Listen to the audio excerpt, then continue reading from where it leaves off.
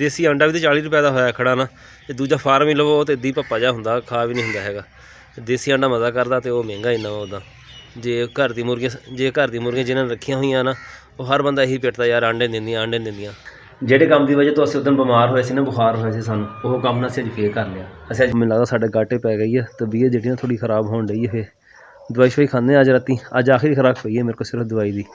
ਉਮੀਦ ਹੈ ਵੀ ਖਾਣ ਤੋਂ ਬਾਅਦ ਹੋਰ ਲੋੜ ਨਹੀਂ ਪੈ ਹੈਗੀ। ਗੋਲੀਆਂ ਹੈਗੀਆਂ ਬਹੁਤ ਤੇਜ਼, ਤੇ ਮੇਰੀ ਸਿਹਤ ਵਾਸਤੇ ਦੁਆ ਕਰਿਓ, ਅੱਲਾ ਤੁਹਾਨੂੰ ਖੁਸ਼ ਰੱਖੇ। अस्सलाम वालेकुम, की हाल चाल है जी ਤੁਹਾਡਾ? उम्मीद करदा सारे वधिया हो गए। अल्लाह ताला दे फजल ते करम दे नाल शुरू करदे हैं अज दा व्लॉग। जुम्मे वाले दिन दी साडी तबीयत खराब हुई, खैर विआह सी, बरात ते ही भुगताया, वो भी खाना खाण ताईं। उस तो बाद साडी फिर बस हो गई। उस तो बाद तबीयत बहुत ज़्यादा खराब रही, वलीमे ते मैं जा ही नहीं सकिया। जुम्मे वाले दिन होया इदां बई हवा चलदी सी हल्की हल्की, ठंड सीगी ज़्यादा, मरबे चले गए इंदी बेहतियाती दे विच। उत्थों मुड़ के अगे समान लियाना सी शहरों, उदी चल शहर चला गया। शहरों आके फिर जुम्मा सीगा, मैं नहा लिया, मैं चल जुम्मा पढ़ने हैं। मैं कि शामी मेहंदी है, कल बरात आ, वो भी भुगता लांगे इसे नहाने दे नाल ही। नहा लिया, पर जुम्मा पढ़ के जदों आया ना तबीयत खराब होनी शुरू हुई है। मेहंदी तुहाडे सामने भुगताई है थोड़ी बहुती। मेहंदी के फंक्शन ने एंड ही हो गया जो जाके मैं शामिल होया। मैं सो गया, साड़ी पानी की वारी से वो भी रह गई, वो भी कोना याद रहा। मुड़ के बरात वाले दिन भी कुछ सोच सा के काम जो ना गुजारा किया। उत्थे तो गया ना, खाना खादा, खाना खा के उत्थे भी सो गया। मुड़ के उठा तो फिर तबीयत बहुत ज़्यादा खराब हो गई थी। फिर असीं घर आ गए, घर आके मुड़ के फिर मैं शादी ते कोई नहीं गया। फिर घर वाले गए थे, उन्होंने वलीमा अटेंड किया, साढ़े को जा ही नहीं होया। दवाई दूई लई, दो तीन बारी डॉक्टर को दवाई शवाई लई है, तो हुण भी चलते हैं, जाके चैक करा के आने हैं, देखो की कहता वा। मेरे हिसाब से तबीयत हुण हैगी तो बेहतर, पर कमज़ोरी बड़ी करती है बुखार ने ना। करोना मैनू होया सीगा, उदों कमज़ोरी खै वो तो बहुत ज़्यादा सी ना, पर यह भी ना हालात कोई एडे चंगे नहीं छड्डे हैगे ने। काफ़ी सारा ना काम जो ना खराब किया है। हुण मरबे जाना वा, अगे 2-3 दिन हो गए ना मैं मरबे गया, ना किते गया ही नहीं करूँ, ना व्लॉग बनाया, कुछ भी करन दिल नहीं से करता।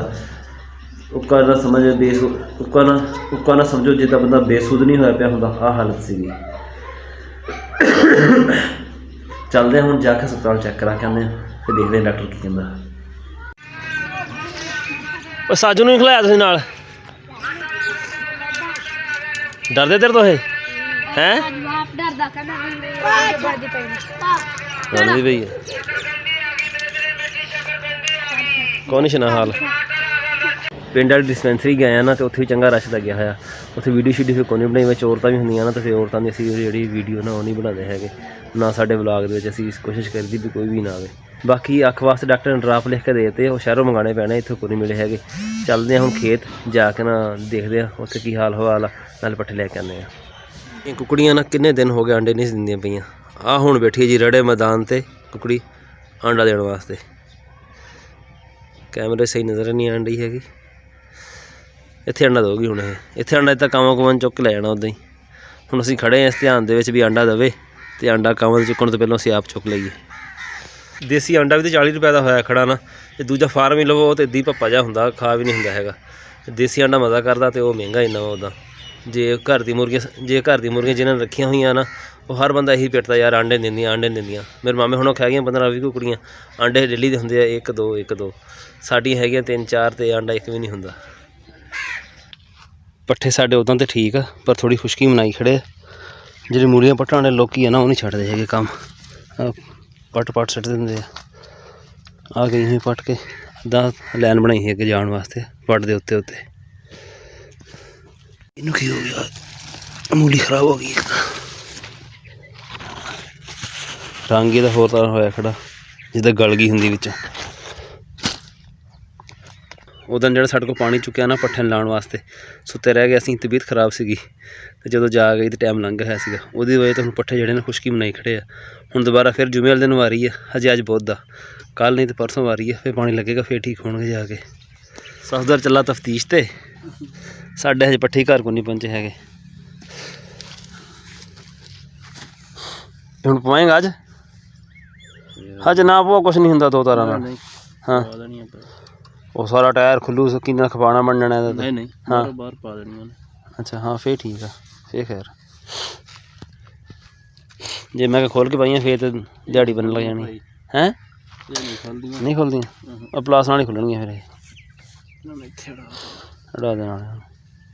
खतरा उदों छोटी साटी आंदियां ने विच कोई रोड तो खुड़ के, वो फिर ਟੂਬ 'ਚ ਟੱਪ ਜਾਂਦੀ ਤਾਰ।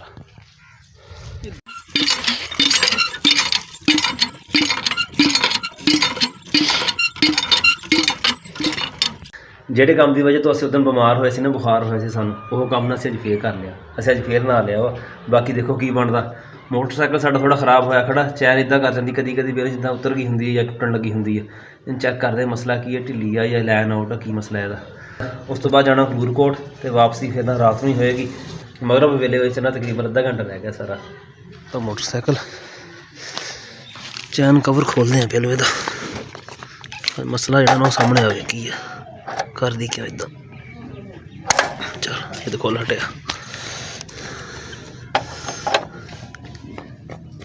ਖੁੱਲ ਜਾ ਓਏ।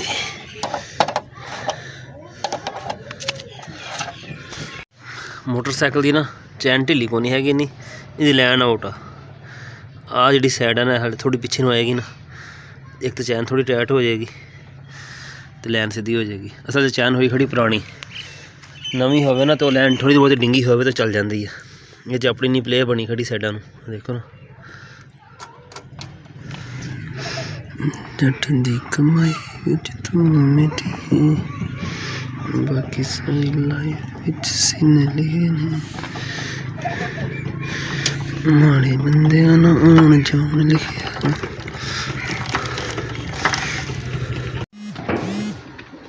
ਚਲੋ ਚਲੋ ਬੈਠੋ। ਕੀ ਸਾਫ਼ ਕੀਤਾ ਬਾਬੂ, ਤਾਂ ਇੱਦਾਂ ਲੱਗਦਾ ਤੈਨੂੰ।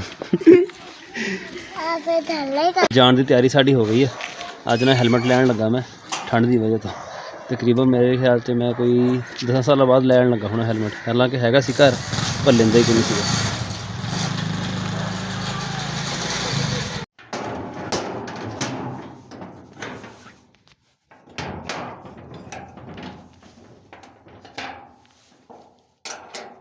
ਘਰ ਅਸੀਂ ਵਾਪਸ ਤੇ ਆ ਗਏ ਹਾਂ। ਹੱਥ ਹੁੱਥ ਪਾਇਆ ਨਾ ਦਸਤਾਨਿਆਂ 'ਚ, ਉਸ ਤੋਂ ਬਾਅਦ ਹੱਥ ਨਹੀਂ ਕੱਢੇ ਬਾਹਰ, ਬਾਕੀ ਠੰਡ ਬਾਹਰ ਬੜੀ ਹੈ।